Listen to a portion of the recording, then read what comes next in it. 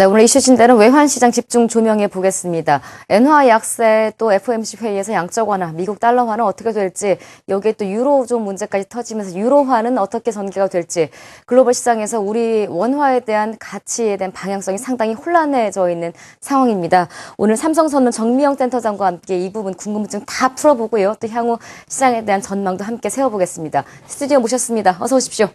안녕하세요. 가장 중요하고 뜨거운 이슈를 지금 마지막 코너로 저희가 준비하고 있는데요.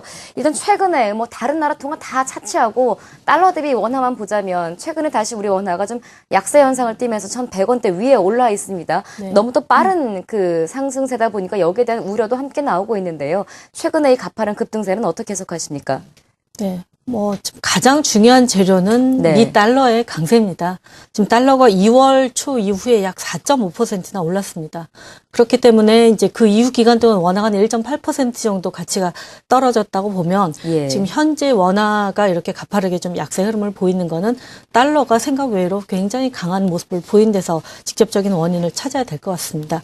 그거 이외에도 최근에 북한 리스크에 대해서 시장이 예전과 좀 다른 관점에서 보는 그런 재료, 또한 이제 외국인이 좀 달러 매수에 적극적으로 나서고 있는데 그것들이 결국 달러와 강세라는 흐름에 좀 반영을 하면서 그동안 원화 주식이나 채권 투자했던 부분에 대해서 환해지에 나서고 있다라는 점.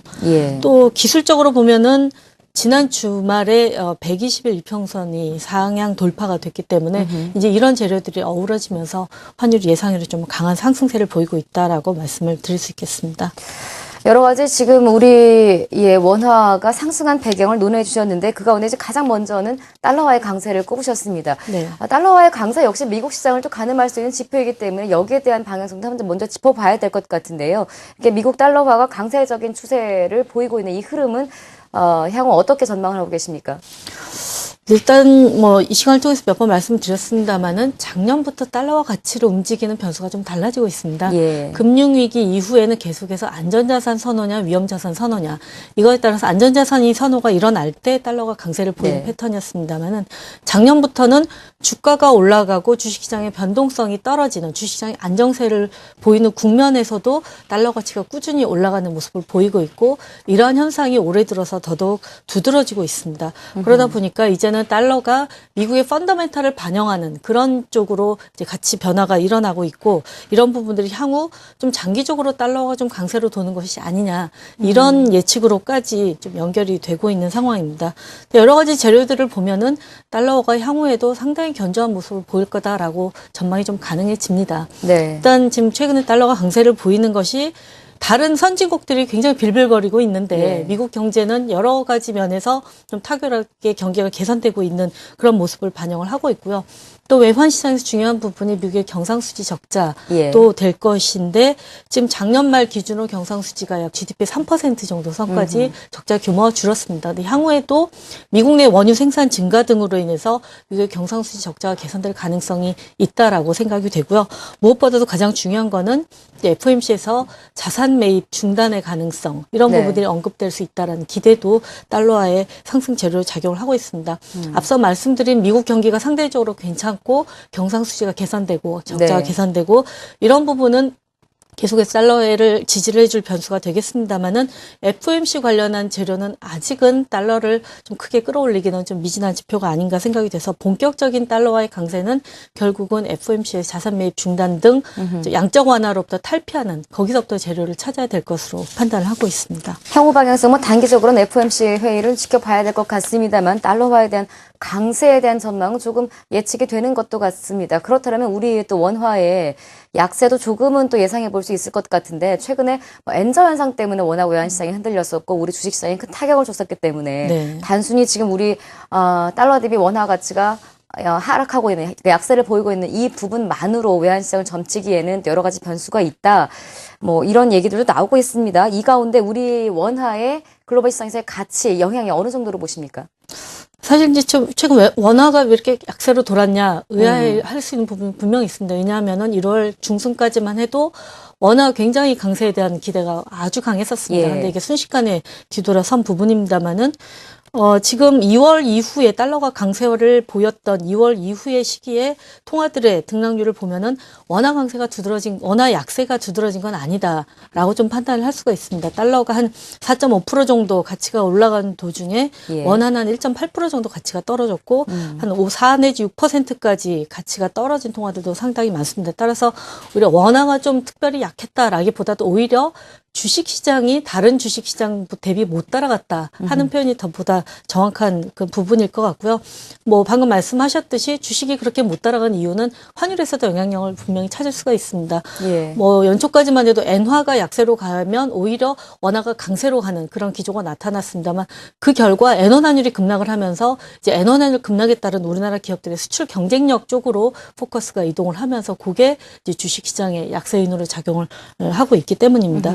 근데 전반적으로 지금 뭐 향후 환율 전망과도 좀 관련이 있겠습니다만은 최근 환율이 올라간 게 또 한국의 펀더멘털의 어떤 부정적인 부분을 특별히 반영을 하면서 가는 부분이라기보다도 네. 글로벌하게 달러화 가치가 올라가는 그런 부분을 반영하는 과정에서 나타나고 있다라고 보고 있고요. 네. 특히 이제 뭐 3월 들어서 외국인 주식을 좀 팔고는 있습니다.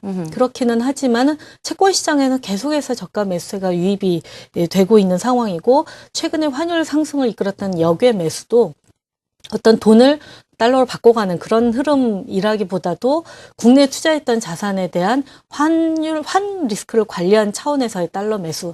그러니까 한국의 자산 투자는 그대로 유지하겠다라는 의지를 보여주고 있는 부분이기 때문에 지금 원화의 그런 가치가 떨어지는 부분이 특별히 다른 통화에 대비해서 좀 지나치다 이렇게 보기는 뭐 아직은 시기상조라고 그렇게 얘기가 되겠습니다. 네.